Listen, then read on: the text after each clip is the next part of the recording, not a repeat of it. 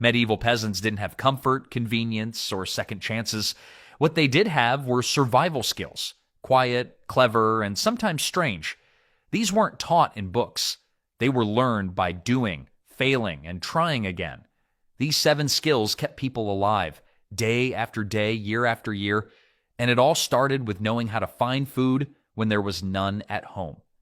In the medieval world, foraging wasn't some weekend hobby. It was hardcore survival.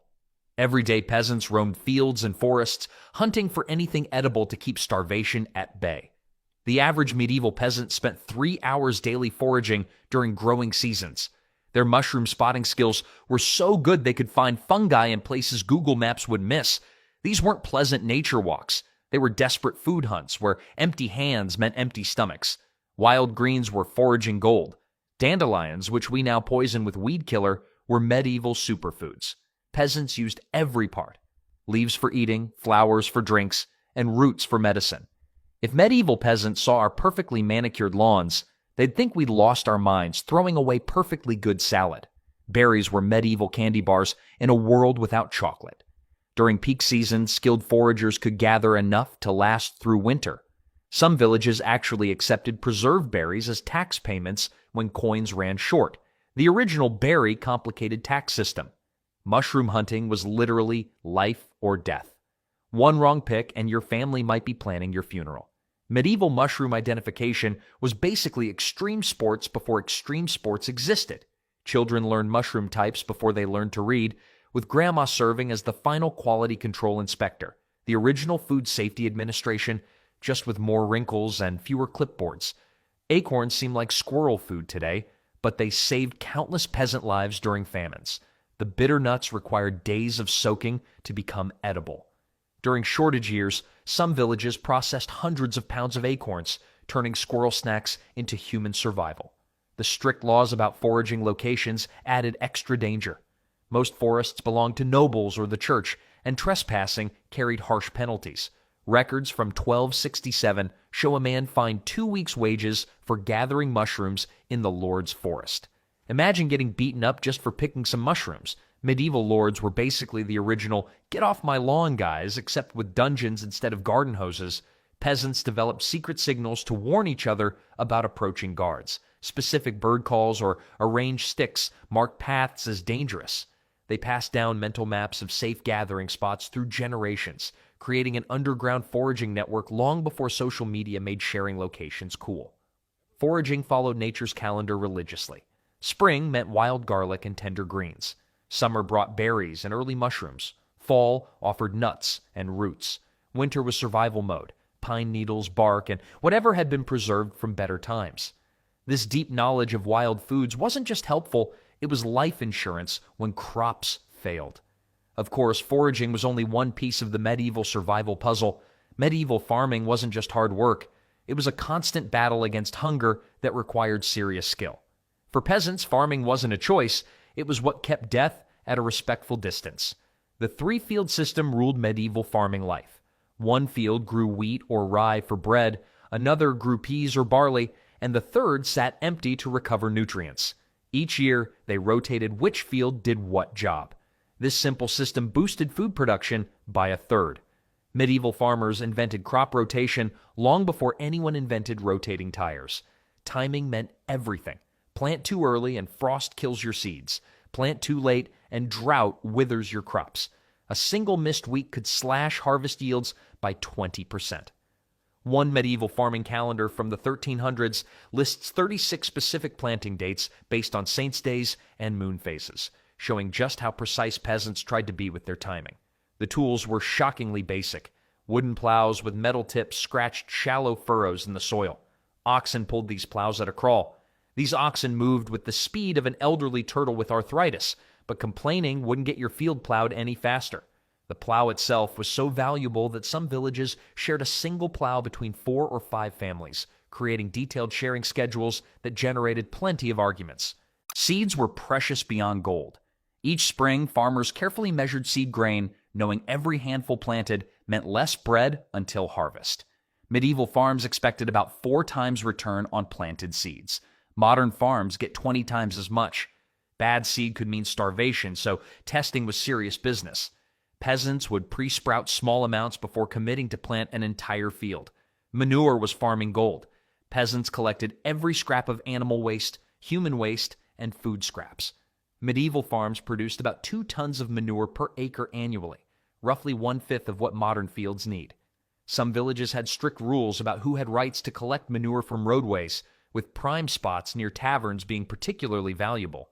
Family size directly connected to farm size. Each adult could work about 3 acres effectively. This explains why medieval families wanted lots of children, not for love, but as tiny farmhands. Records from one English village show that families with more children consistently had better harvests, not because they were luckier, but because they had more workers. Weather watching became an obsession. Without forecasts, farmers relied on generations of weather wisdom. A ring around the moon meant rain coming. Red sunset meant fair weather tomorrow. Some of these folk methods actually work, backed by science we've only recently understood. During harvest, everyone worked from dawn until dark. Using hand sickles, a skilled harvester could cut about a 1/4 acre of grain per day. The original CrossFit challenge was just called Harvest Season, and instead of a trophy, your prize was not starving to death. Even small children worked, gathering straws that fell during cutting. Not a single edible grain could be wasted. Crop failures struck most regions at least once every 25 years. During these times, grain prices could jump 10 times normal within weeks. Records from the Great Famine of 1315 to 1317 show people paying a month's wages for what would normally be a week's worth of bread. Some villages lost 1/3 of their population during severe multi-year failures. The farmer's constant companion? Back pain. The average height of medieval peasants was about 5 feet 4 inches, partly from malnutrition and partly from spines compressed by decades of bending over fields. Skeletal remains from medieval cemeteries show distinctive wear patterns on vertebrae and joints that forensic experts can identify as farmer's spine. While farming kept peasants fed during harvest seasons, the real challenge came after the crops were in. Growing food was only half the battle for medieval peasants. The other half, making sure that precious food didn't rot before winter ended. Without refrigerators, peasants developed preservation methods that were clever, effective, and sometimes strange. Root cellars formed the cornerstone of medieval food storage. These underground rooms stayed naturally cool year-round. A typical peasant family's root cellar might hold up to 600 pounds of vegetables, enough to provide daily nutrition through the lean months. Pickling became an art form. Medieval peasants pickled everything: cabbage, turnips, eggs, and even meat when they had it. These pickled foods would make your face pucker up like you just told the lord of the manor his new taxes seemed a bit steep. Salt was precious beyond measure. A pound of salt could cost a peasant 3 days' wages, but without it, meat would rot within days. To maximize their salt supplies, medieval households would use the same salt over and over, drying it out between uses. Smoking meat and fish extended their shelf life from days to months. Medieval smoked ham tasted less like breakfast and more like licking a chimney, but at least you wouldn't die from hunger in January. Meat was rare, so when they had it, it got preserved intensely. A pig slaughtered in November would be divided into many parts. Hams were salt-cured and smoked. Bacon was heavily salted. Nothing went to waste: ears, feet, tail, all preserved through various methods. Dairy presented special challenges. Fresh milk spoiled within hours on warm days. Medieval peasants rarely drank fresh milk. Instead, they immediately processed it into more stable forms like butter and cheese. Bread was dried to extend its life. Medieval bread went from fresh to bird-killing weapon in about 3 days flat. When needed, these rock-hard loaves would be softened in broth or beer. Fruits couldn't be stored fresh for long. Instead, they were dried in the sun, made into jams with honey, or fermented into alcoholic beverages like cider. These food preservation skills were literally life or death knowledge. Families who preserved food effectively survived winter. Those who didn't might not see spring. But keeping food from spoiling was just one survival skill in a peasant's toolkit. Sometimes you had to be your own handyman too. When something breaks today, we buy a new one. Medieval peasants? They fixed it or lived without it. DIY wasn't a hobby, it was survival. Shoes were precious. When they tore, peasants stitched them with thread made from pig intestines. These pig-gut threads were surprisingly strong, though your shoes might occasionally oink when you stepped in puddles. Metal tools were worth their weight in, well, Metal. Wooden handles were replaced over and over. A plow blade might outlast 15 handles, the medieval version of changing your phone case while keeping the same cracked screen for years. Pottery repairs bordered on art. Cracked pots were fixed with mixtures of clay and egg whites, then refired. Some medieval pots had so many repairs, they looked like they'd been through medieval pottery rehab 5 times. Rope making was a daily skill. A good rope maker could twist 15 feet of 2-strand rope in a day, all without YouTube tutorials or a single like and subscribe. Candle making kept the darkness away, barely. Tallow candles made from animal fat provided light but smelled terrible. Some medieval writings joke about how the darkness might be preferable to the stink, the original Would You Rather game with no good options. Medieval soap would make modern germaphobes faint. Made from fat and wood ash lye, it was so caustic, one recipe says, to boil it until it eats the feather. Your skin didn't stand a chance either. Medieval bathing was less about getting clean and more about surviving the soap. Clothing was repaired until it resembled a patchwork quilt. Most peasants owned just 2 sets, everyday rags and slightly less shabby church clothes. The medieval fashion industry consisted entirely of saying, "That hole makes you look distinguished," with a straight face. Tool sharing was common. Most households owned fewer than 15 tools total. Village tool libraries worked on the honor system. Return it broken, and everyone knew exactly whose fields would mysteriously catch fire next week. These DIY skills kept medieval life moving, but sometimes even the handiest peasant needed another skill. Medieval peasants didn't just worry about bad harvests or cold winters, they also faced human threats. Bandits, roaming soldiers, tax collectors, and even neighboring villagers all posed dangers to the few possessions peasants had managed to gather. Villages created early warning systems that worked surprisingly well. Lookouts posted on high points watched for dust clouds from approaching horsemen or troops. Church bells rang specific patterns to indicate different threats. Villagers became so tuned to these bell patterns that mothers could tell toddlers, "That's your father ran off with a milkmaid bell," and get a good laugh. Smoke signals served as another warning method between communities. Simple signals, one fire for minor threat, multiple fires for major danger, could be seen for miles. Some villages created systems where the number of smoke columns indicated which direction danger approached from. Hiding spots for valuables were pre-planned and carefully concealed. Peasants dug small pits beneath hearthstones or under sleeping areas. False walls inside chimneys concealed small treasures. Home security systems back then didn't have monthly fees, just the occasional splinter from digging up floorboards. Communities developed coordinated responses to threats. Historical records show villages designating specific houses as gathering points during attacks. Some villages even created codes for determining which threats required fighting and which called for hiding. Most medieval peasants couldn't afford real weapons, but they improvised effectively. Farm tools made decent weapons. Scythes, flails, and pitchforks could keep attackers at bay. Records from the 100 Years' War mention French peasants fighting off English raiders using farm implements and boiling water. Escape routes were carefully planned and maintained. Secret paths through forests or swamps were known only to locals. False trails were created to mislead outsiders. One court record mentions a village sued for failing to maintain their emergency forest path. Hiding food became a specialized skill. During conflicts, villages might have several harvest storage sites instead of one central location. Grain was sometimes buried in sealed clay containers that could keep contents dry for months. Medieval food security meant actual security, not just remembering to lock your refrigerator when teenagers were home. The most valuable survival possessions were often buried during dangerous times. Seed grain, tools, and coins were commonly hidden underground in waterproof containers. Archaeological digs have uncovered hundreds of these crisis hoards across Europe. Having these defensive skills was crucial, but life in medieval times meant facing many other challenges. Villagers needed more than just physical protection to survive. They needed a whole toolkit of surprising solutions to overcome whatever problems came their way. Medieval peasants couldn't just call for an ambulance or pop into the local pharmacy when disaster struck.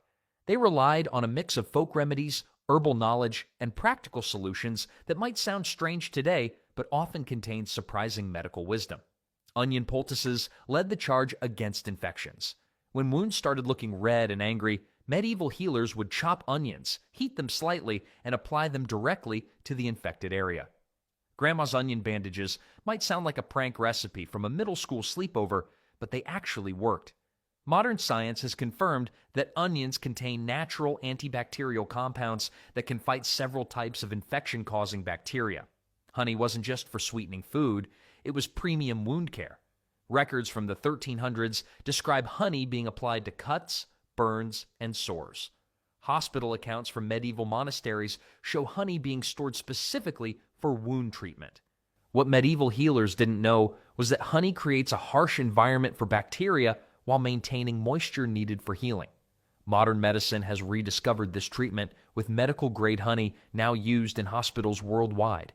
Moss gathered from specific locations served as nature's bandage. Clean, dried sphagnum moss could absorb up to 20 times its weight in blood and fluid, making it an excellent dressing for battlefield wounds. During the 100 Years' War, both English and French soldiers carried moss for emergency treatment. Being told, "Go gather moss for the bleeding guy," was probably the only time in history when Rolling Stones actually helped someone. Willow bark tea relieved pain before anyone had heard of aspirin. Medieval healers would have patients chew willow bark or make it into a bitter tea to treat headaches, fevers, and joint pain. The active ingredient, salicylic acid, is closely related to modern aspirin. Records show one monastery garden grew 6 different willow varieties specifically for medicine. Moldy bread might seem like the last thing you'd want on a wound, but medieval healers sometimes applied it to infected cuts. While they didn't understand the science, some bread molds contain penicillin, the same substance used in modern antibiotics. This treatment was hit or miss, since not all molds are helpful, but when the right mold landed on the bread, it could literally save lives. Nettle tea served multiple purposes in the medieval medical cabinet. These stinging plants were carefully harvested, dried, and brewed into a strong tea used for joint pain, digestive troubles, and even childbirth recovery. Modern research has confirmed that nettles contain compounds that reduce inflammation and act as natural antihistamines. Medieval mothers would tell children, "Stop complaining about your stomach ache and drink this tea that feels like drinking fire." And somehow children listened. Garlic earned its reputation as both medicine and vampire repellent. Medieval healers prescribed it for everything from coughs to intestinal parasites. Chewed raw garlic was applied to infected wounds or made into teas for respiratory illness. Modern science has confirmed garlic contains allicin, a powerful antibacterial compound. One medieval record from a monastery hospital listed an annual garlic usage of over 400 bulbs for just 30 patients. For digestive problems, chamomile tea was the go-to remedy. Easy to grow and gentle in action, chamomile calmed upset stomachs and helped with sleep. Medieval gardens almost always included a chamomile patch. The flower heads were dried and stored for winter use when fresh plants weren't available. Broken bones required practical solutions. Splints made from wood pieces bound with linen strips stabilized fractures.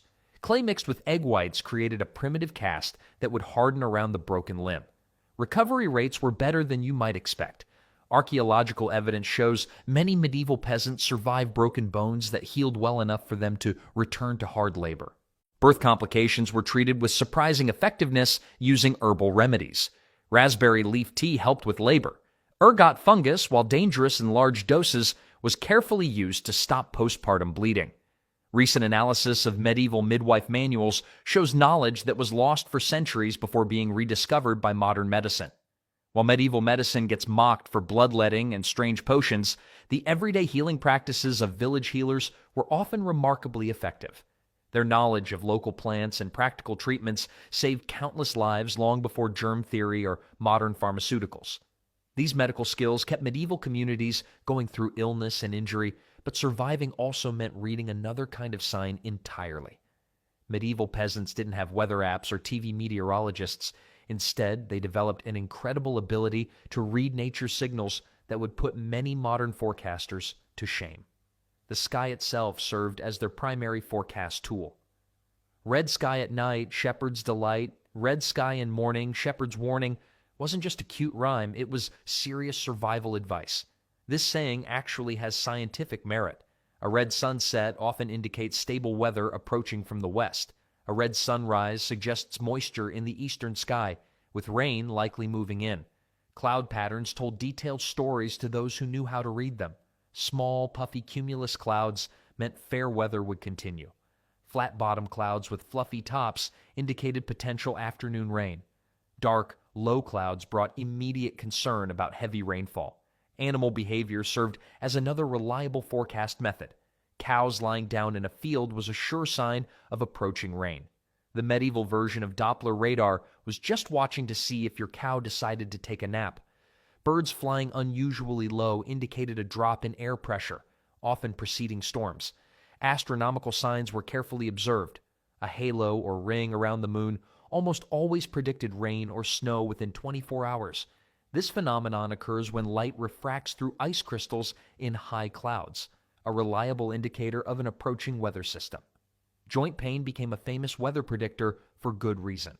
Changes in barometric pressure that precede storms affect fluid in the joints, causing discomfort. Medieval villagers knew a storm was coming when Grandma started complaining more than usual about her knees.